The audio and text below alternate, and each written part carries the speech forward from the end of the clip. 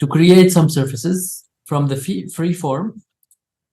Let me go to the right, to the very right. And from free form, I will call extrude. So this is, I will call it. And I will call the boundary surface, the sweep, and the loft. Now I have 4. These are the 4 main methods or ways like you can use to create your objects or like your forms. So we will like during this this class we will check each one of these and we will do some exercise with them. Let me start with this boundary surface, or the easiest or the simplest one. So basically, we also like when we were having the Rhino introduction, the first session, we had similar command there, but here we have it in Grasshopper, so it's useful for us during our work. We should see that. What it asks for an edge, like a curve. So in the container shape here, the hexagon, it's asking for a curve. So I will plug in the curve that I got from there. When I plug that, I can see that it just closes that curve and like convert it into a surface.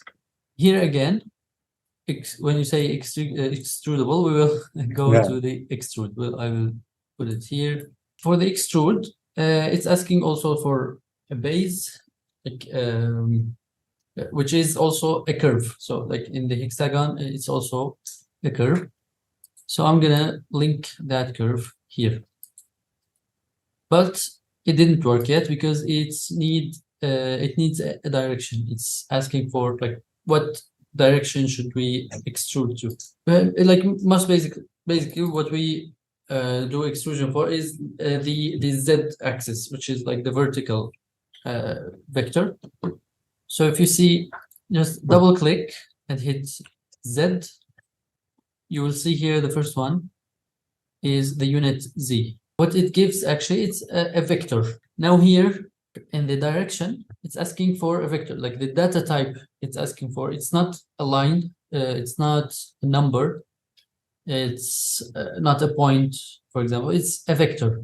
So the shape, the vector, because the vector has all of these, like the mathematical definition of a vector, it has a start point, it has a direction, and it has a length. So all of that is just inside this thing here. So the factor, here you can control the length. So if I double click and hit 15 to call this number slider and put it inside the factor, and I will plug it into my direction. I see. So this as easy as it gets. It's just I like it. a base curve and a direction. So for example, just to see like what other things you can extrude, if you want, if you hit X instead of Z and say, like choose this one, unit X, if I just take the same number and plug this into the direction, it's gonna extrude it like, I don't know, very weirdly to the X direction. You can create your own vector, like if you want something to go with an angle, 45 angle, or like whatever like kind of direction you want, you can just set your vector and extrude it along that vector. But for now, this Z extrusion is this situation. This command by itself does not give you the solid, it gives you like this, but you can use another command here in the same surface tab in the utility group. You can choose cap holes. So cap holes is the one, if you plug it Now you have it as a closed beer. Let me just call a panel to check the output. Before we put it in the cap hole, let me deactivate this. When it was only open surface, so it's calling it an untrimmed surface. I'm not sure what untrimmed is, but it's like a surface. So it's basically just one surface. But when we cap holes, and let me plug this into the panel, now it says it's a closed period. So you know it's like a closed object now. We can control everything from the beginning. So when you change it, the whole shape changes. And now, since I'm like okay with these parameters, I can just come here to this last one, which is beer holes. And with the mid click, I can bake it. And here we have it in Rhino as solid object.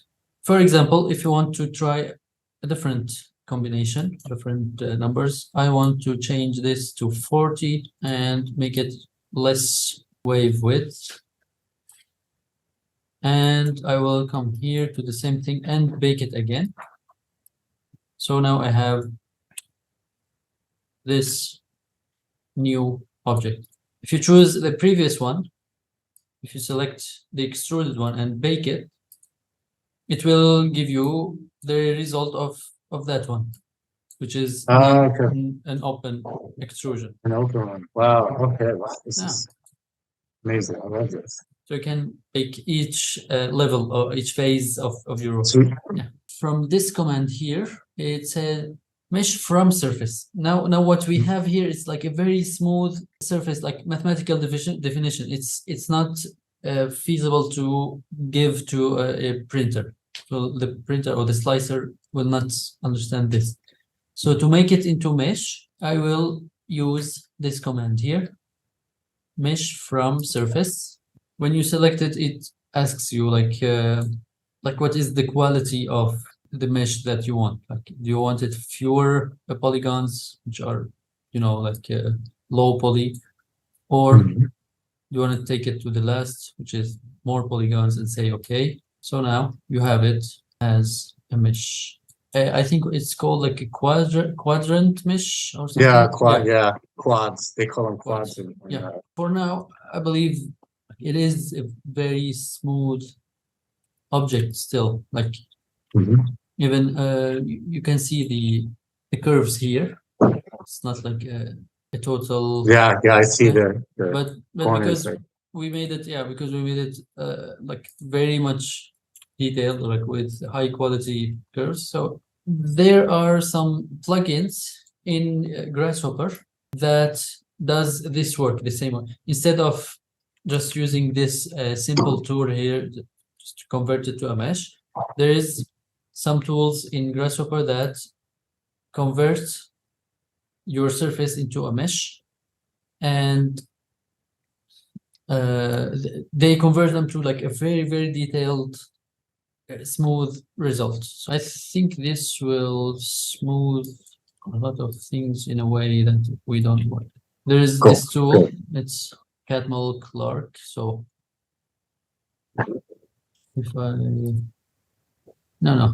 smooth naked edges, the level, I think how much divisions you want in smoothness. So if I make 4 times more smooth, I think 4 is too much. So if I say 2, breaks some of the edges. That's great. So and this one is just an exportable. So when you select it from file, you can say export selected, and you choose STL. 3MF. 3MF is the other 3D printer, like this one. Your folder, I would say first geometry. It's just like a very small thing, but yeah. Say save. The binary option, I think, should be. Just keep it this way and save it. And yeah, it's saved. First geometry, if I open it with the 3D viewer, yeah, here we go.